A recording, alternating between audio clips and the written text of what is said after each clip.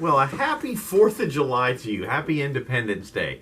On this edition of 10 with Tom, we want to reflect back on the origins of our country, although not a whole lot, just more the way we celebrate our country and our country's birthdays. On this 4th of July, like so many others, there's a lot of baseball going on. There will be a lot of hot dogs consumed, probably a lot of pie, corn on the cob, baked beans, all kind of wonderful celebrations. For those of you that like to do things on the water, there'll probably be a lot of folks out on the boats or in the pools today, just enjoying a wonderfully leisurely day with their families. It's a time of celebration. And then, of course, for a lot of us, the highlight of the day are those fireworks displays at the end of the day. You know, I remember back to when I was a kid, we would go into the town near where we lived and sit up on a hill, and we would watch the fireworks that were shot off from a shopping center down below us. And it's funny as I think about the way times have changed. The place where we used to sit is now a shopping center. The shopping center where they used to shoot the fireworks off, it was a department store that sponsored it every year.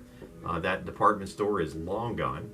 It was replaced by a movie theater. And the first time Deb and I went out together, we went to dinner and to a movie. We went into that movie theater and saw Father of the Bride. That was the first movie we ever saw together. Then that movie theater became a Chinese buffet. And it was one of the favorite places of my father, and he and I used to go out and have dinner together, and my brother would join us often. And so a lot of good memories just tied back to those fireworks as a kid on the 4th of July. One of my other favorite memories was in 1976, our bicentennial, the 200th anniversary of the signing of the Declaration of Independence. Had an opportunity to march with my high school band down U.S. Route 22 in Monroeville, Pennsylvania for a 4-mile bicentennial parade. And I remember very early in the parade, as I clanged the cymbals to one of the great American marches, the cymbal broke.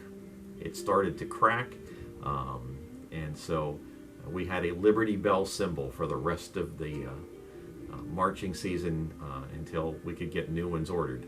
And so I always remember the Liberty Bell cymbals from that 4th of July in 1976. So a lot of good memories there. I hope you all get a chance to enjoy some fireworks tonight, whether it be in St. Augustine, Jacksonville, or wherever you're from. But enjoy the holiday, enjoy the time with friends, and let's be thankful for all of the freedoms that we're able to celebrate as Americans.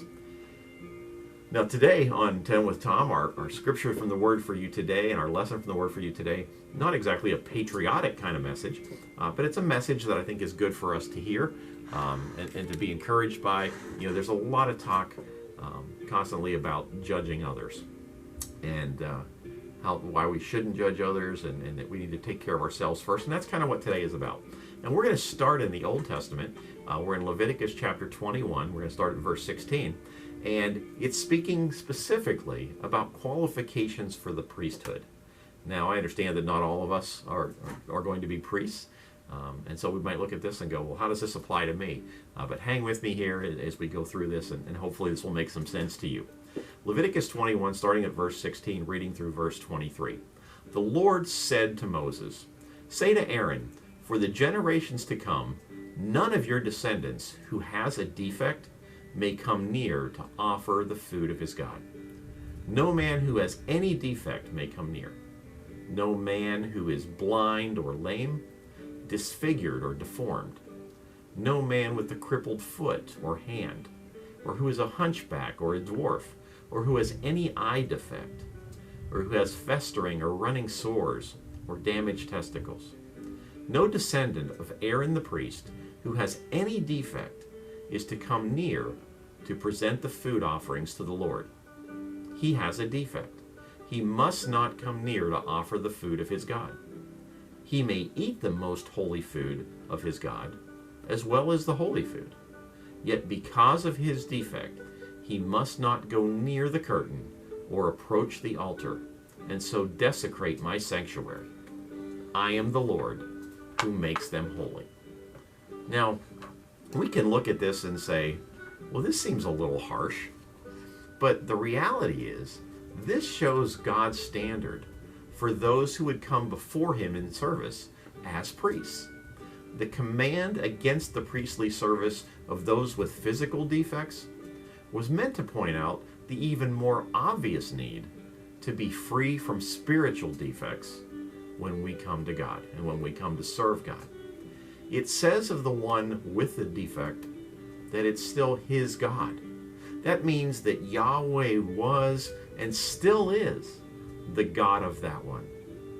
And he does not exclude them from relationship, only from specific priestly service. So the question that we need to ask is, why is it so demanding of the priests? To help someone deal with their unresolved issues, you must first deal with your own issues. If the medicine that you're offering to others hasn't made you whole, then you're not going to have any credibility when you try and apply that to the lives of others. So does that mean if we have any unresolved issues that God won't use us? Not at all. In fact, it is often the broken who become masters at mending and helping to mend others. But first, it's important that we take the time to be healed. You see, it's hard to talk about victory when in our own personal lives we're experiencing defeat. When we're bleeding spiritually and emotionally, we can't treat people's problems with the same kind of aggressive faith that we would have if we had already worked through the problem. So, is it wrong to have a broken heart? No, not at all. For Psalm 147:3 tells us, he heals the brokenhearted and binds up their wounds. We need to let God heal us and to make us whole again so that then we can be used by God. Now, in the scripture that we read from Leviticus, we find that in Old Testament times, you could serve or you couldn't serve as a priest if you had a scab, which is basically an unhealed wound. And here's why. First of all, you wouldn't be up to par spiritually.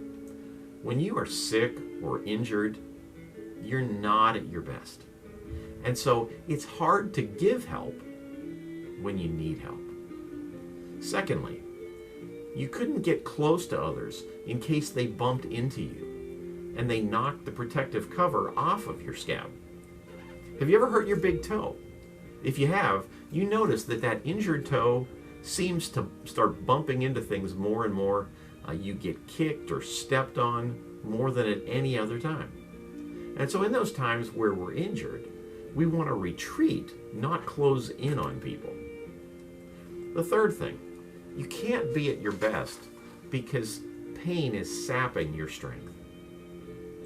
Number 4, you would be afraid to talk about your scab in case people might reject you because of what it is that you're going through. And so in order to hide what you're dealing with, you would live on 2 levels. And in doing so, you become insecure, hypocritical, even controlling. We learn to hide things all too well when we need to get healed from them. Worst of all, number 5, we become so busy serving God and trying to take care of other people that we often find that we don't have time to stop and take care of ourselves. As leaders, we're to give out of the abundance that we have, not drain every last ounce of energy and resources.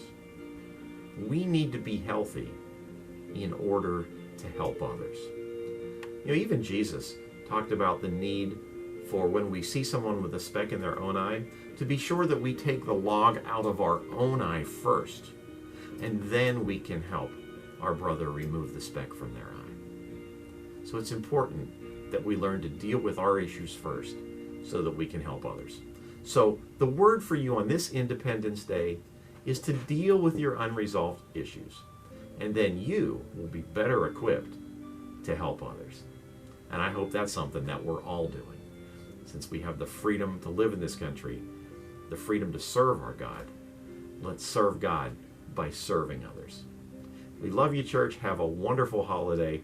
I'll talk to you again on Friday. Take care.